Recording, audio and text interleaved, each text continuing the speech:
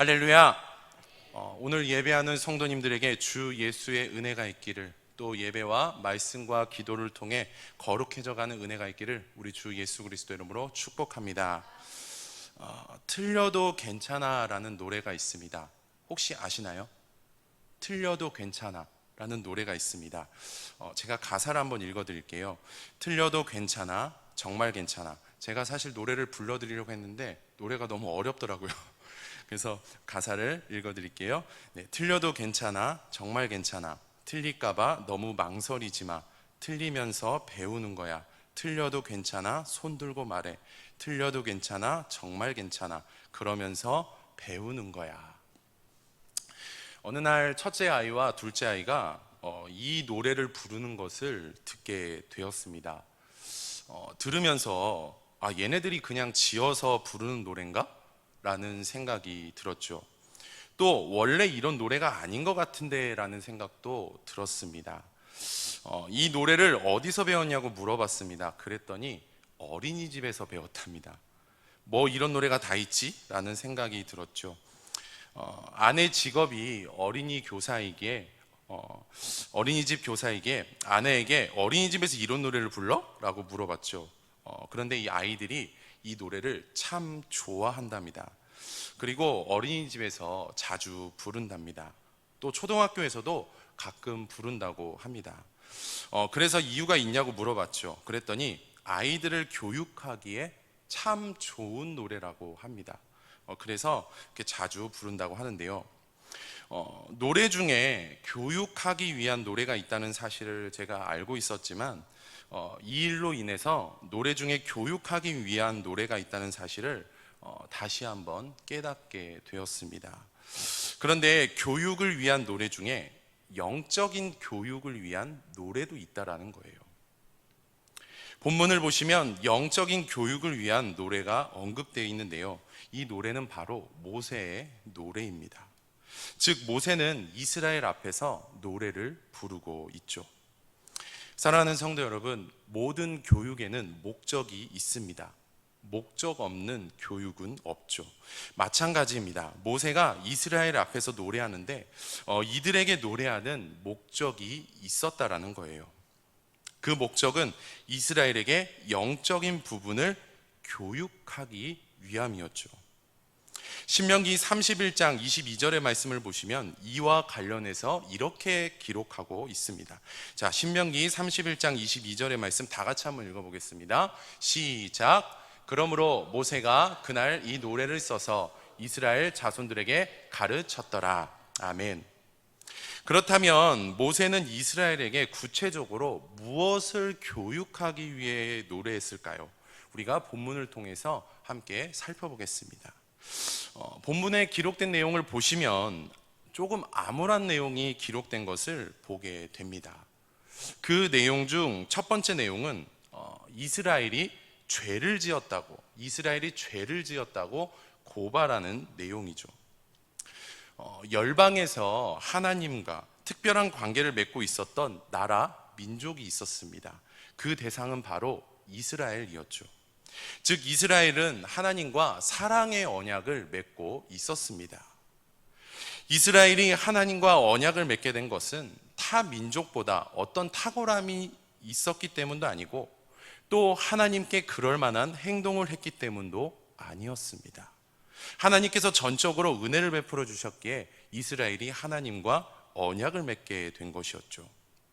그런데 사랑의 언약을 맺고 있는 이스라엘에게 주어진 마땅함이 있었습니다. 그것은 바로 하나님 말씀에 순종하는 것이었습니다. 사랑하는 성도 여러분, 오늘날 우리는 하나님의 은혜로 예수 그리스도를 믿게 되었습니다. 믿으시기를 축복합니다. 예수 그리스도를 믿게 되었다는 것은 믿게 된 당사자가 이스라엘처럼 하나님과 언약을 맺고 있다는 것을 의미하죠. 즉 우리 또한 이스라엘처럼 하나님과 사랑의 언약을 맺고 있는 상태라는 거예요. 그렇기에 오늘날 우리에게도 하나님 말씀에 순종해야 할 마땅함이 있다라는 것입니다. 이 귀한 진리를 믿고 기억할 수 있기를 주님의 이름으로 축복합니다. 그렇습니다. 이스라엘은 하나님과 언약을 맺고 있었기에 하나님 말씀에 순종해야 했습니다. 하지만 이스라엘은 하나님 말씀에 순종하지 않죠. 즉 이스라엘은 마땅함을 저버립니다. 하나님께 죄를 짓고 말죠. 그런데 이들 앞에서 모세가 이런 노래를 합니다. 1절의 말씀 다 같이 한번 읽어보겠습니다. 시작. 하늘이여 귀를 기울이라. 내가 말하리라. 땅은 내 입의 말을 들을지어다. 아멘. 이 말씀에는 이스라엘이 죄를 지었다고 고발하는 그런 뉘앙스가 담겨 있습니다. 마치 법정에서 피고인의 죄를 고발하듯 모세는 이스라엘이 죄를 지었다고 고발하고 있죠.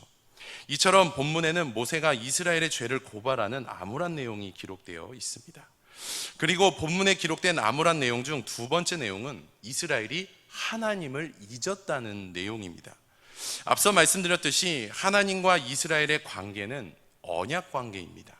그리고 이 관계의 서로에게는 마땅함이 주어져 있죠.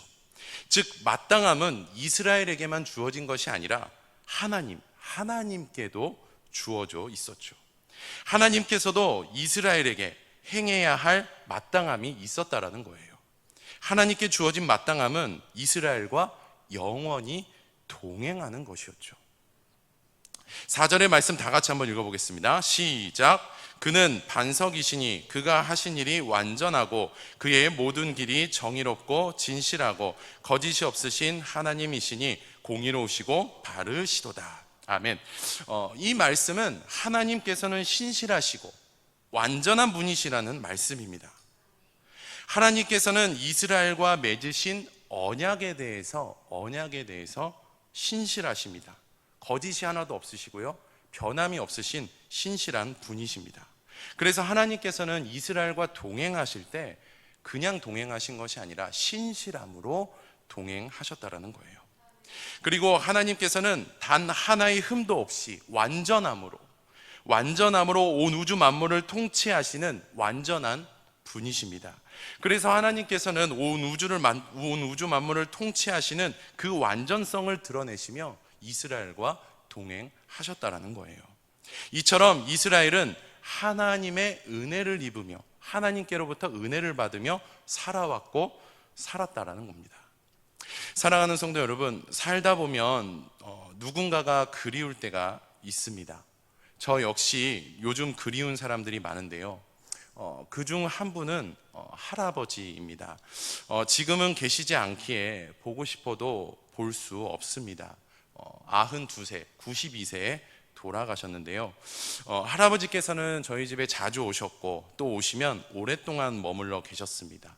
그랬기에 어린 시절 할아버지와 많은 추억이 있습니다. 어린 시절 할아버지께서 항상 저에게 말씀해 주셨던 것이 있었습니다. 그 말씀은 은혜를 입었으면 은혜를 베풀어 준 대상을 기억하라는 말씀이었죠. 예수님을 믿지 않으셨고 유교 집안이었는데 그 할아버지께서 저에게 어린 시절에 이런 가르침을 저에게 주셨습니다. 저는 지금도 이 말씀을 가슴에 새기고 있고 은혜를 베풀어 준 사람을 외면하지 않고 기억하기에 힘쓰고 있습니다.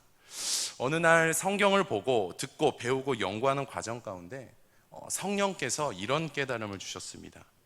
하나님의 은혜를 입으면 하나님을 기억할 수 있다.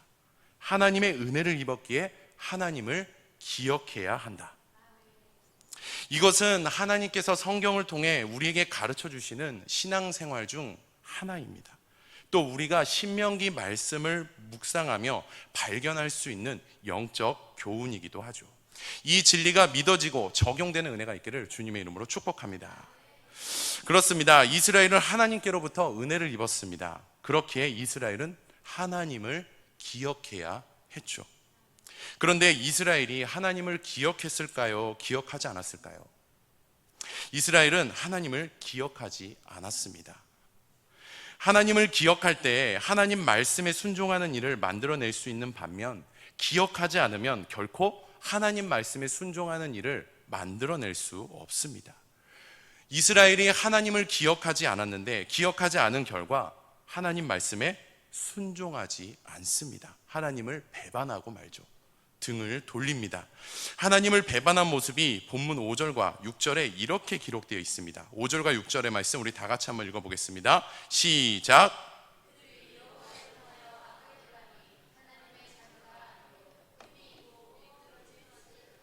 어리석고 지혜 없는 백성아, 께서 이같이 보답하느냐?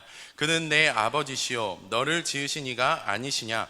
그가 너를 만드시고 너를 세우셨도다. 아멘. 이스라엘이 하나님을 배반하는 행위에 대해서 하나님께 맞섰다고 기록되어 있습니다. 또 악한 짓을 한 것이라고, 우상의 자녀가 되기를 선택한 것이라고 기록되어 있죠. 또 삐뚤게 산 것이라고 기록되어 있고, 뒤틀린 세대로 전락한 것이라고 기록되어 있습니다. 그리고 어리석고 미련한 것이라고 기록되어 있죠. 이처럼 이스라엘은 하나님을 기억하지 않습니다. 그 결과 타락하고 말죠. 이처럼 본문에는 이스라엘이 하나님을 잊은 암울한 내용이 기록되어 있습니다. 앞서 말씀드렸듯이 본문은 모세의 노래입니다. 이 노래에는 죄를 지은 이스라엘을 고발하고 이스라엘이 하나님을 잊었다는 가사가 적혀 있죠.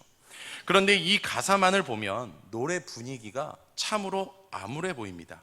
하지만 모세의 노래 전체를 보면 결코 암울하지 않다는 것을 볼 수 있죠. 왜냐하면 모세는 노래할 때 단순히 이스라엘의 죄를 지적하기 위해 노래하고 있는 것이 아니기 때문입니다. 모세는 이스라엘에게 영적인 교육을 하기 위해 노래를 했습니다. 그런데 이 노래의 주제 또는 핵심은 이스라엘을 향한 하나님의 계획이었죠. 이스라엘을 향한 하나님의 계획 무엇이었을까요? 그것은 심판이 아니라 바로 소망과 회복이었습니다. 즉 모세는 노래를 할 때 이스라엘이 비록 죄를 지었고 하나님을 잊었지만 여전히 소망의 길과 회복의 길이 열려 있다고 노래하고 있습니다. 이처럼 모세가 이스라엘 앞에서 노래한 목적은 여전히 소망의 길과 회복의 길이 열려 있다는 사실을 알려주기 위함이었죠. 이스라엘에게 여전히 소망의 길과 회복의 길이 열려 있다는 것은 하나님과 이스라엘의 관계가 여전히 언약이었다라는 점을 암시해주고 있습니다. 그리고 소망의 길, 회복의 길은 하나님께 죄를 지은 부분에 대해서 애통하고 여전히 언약을 맺고 계신 하나님을 기억하며 하나님 말씀에 순종하는 길이죠. 이처럼 이스라엘은 노래를 통해 지금 영적인 교육을 받고 있습니다. 사랑하는 성도 여러분, 소망 없는 길을 걸었지만 여전히 소망의 길, 회복의 길이 열려 있다고 알려주는 노래가 있습니다. 우리에게 영적인 교육을 주는 노래가 있죠. 참 많은데요. 그중 하나만 소개를 드리자면 다시 복음 앞에라는 찬양입니다. 이 찬양의 가사는 이렇습니다. 제가 읽어드리겠습니다. 많은 이들 말하고 많은 일들 노래는 하지만 정작 가지 않는 길, 두려운 생각보다 많이 힘들고 험한 길보단 그저 말로만 가려기에 점점 멀어져만 가네. 내게 생명을 주었던 그 길, 점점 이용하려 하네. 내게 사랑을 주었던 그 길, 다시 복음 앞에 내 영혼 선에 주님 만난 그때 나 다시 돌아가 주님께 예배드리며 다시 십자가의 길을 걸으리. 우리는 이런 찬양을 부르고 듣는 시간을 통해 하나님께로부터 영적인 교육을 받을 수 있습니다.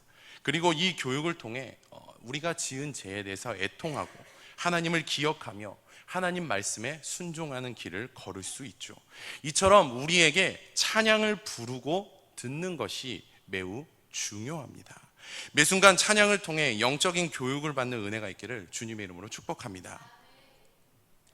사랑하는 성도 여러분, 이스라엘에게 영적인 교육을 하기 위해서 노래한 모세, 여전히 소망의 길과 회복의 길이 열려 있다는 사실을 알려주기 위해서 노래한 모세가 이런 목적으로 노래한 것을 보며 하나님께서는 어떤 분이신지를 우리는 깨닫게 됩니다.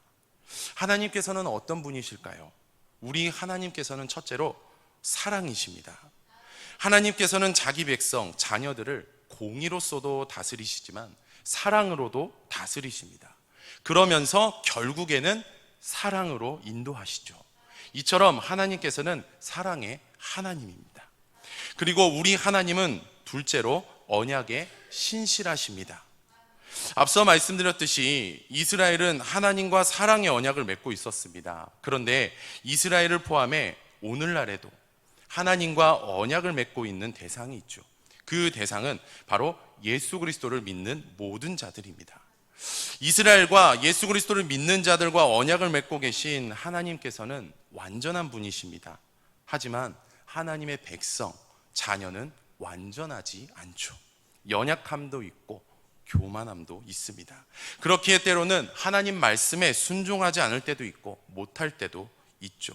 주어진 마땅함에 대해서 외면할 때가 있습니다. 그러나 하나님께서는 암울한 과거와 현재에 직면한 자기 백성, 자기 자녀들을 결코 버리지 않으십니다. 여전히 소망의 길과 회복의 길이 열려 있다는 사실을 끊임없이 알려주고 계시죠. 끊임없이 은혜를 베풀어 주시고 계십니다. 이처럼 하나님께서는 언약의 신실한 하나님입니다. 그렇습니다. 우리 하나님은 사랑이십니다. 그리고 언약의 신실한 분이십니다. 믿으시면 아멘 하시기 바랍니다. 일평생 아멘으로 화답하며 믿을 수 있기를 주님의 이름으로 축복합니다.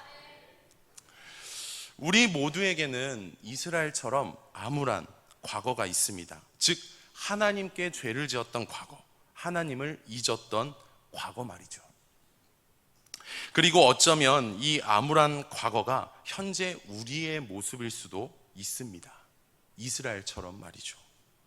그러나 하나님께서는 사랑으로, 언약의 신실함으로 우리와 동행하십니다.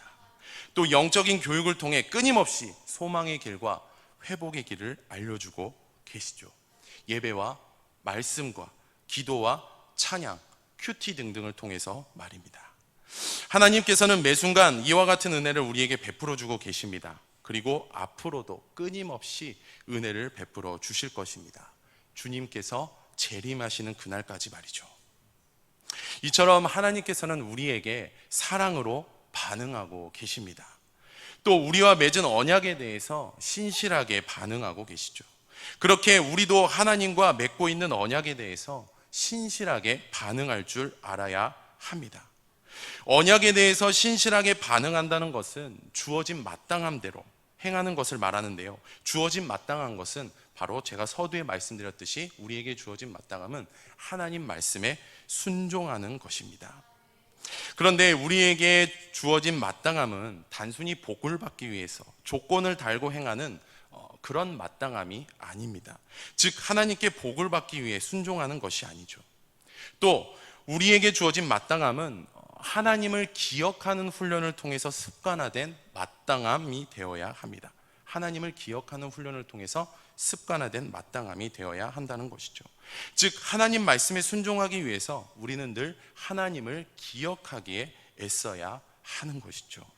우리에게 주어진 마땅함, 조건을 달고 행하는 것이 아니라 하나님을 기억함으로 행할 줄 아는 우리가 될 수 있기를 주님의 이름으로 축복합니다. 말씀을 맺겠습니다. 당시 이스라엘에게 참 어렵고 참 쉽지 않은 그런 유혹들이 있었습니다. 공격들이 있었습니다. 그 세력들이 있었습니다. 그 세력은 바로 가나안이었죠. 마찬가지로 오늘날 우리에게 참 어렵고 쉽지 않은, 우리를 미혹하고 공격하는 세력이 있습니다. 그것은 바로 세상이죠. 어둠의 세력입니다. 우리는 일평생 주님께서 다시 오시는 그날까지 세상으로부터, 어둠의 세력으로부터 미혹과 공격을 받을 것입니다. 끊임없이 말이죠. 하지만 우리는 이런 마땅함을, 우리에게 주어진 마땅함을 저버려서는 안 됩니다. 그 마땅함을 위해 성령을 의지하며 하나님을 기억하기에 힘써야 합니다. 그리고 주어진 마땅함대로 하나님 말씀에 순종하도록 최선을 다해야 하죠. 혼탁한 시대, 주님께서 다시 오시는 그날까지 이 귀한 진리를 가슴에 새기고 마땅함대로 힘써 나가는 은혜가 있기를, 또 일평생 주님을 뜨겁게 사랑하는, 순종함으로 뜨겁게 사랑하는 은혜가 있기를 우리 주 예수 그리스도 이름으로 축복합니다.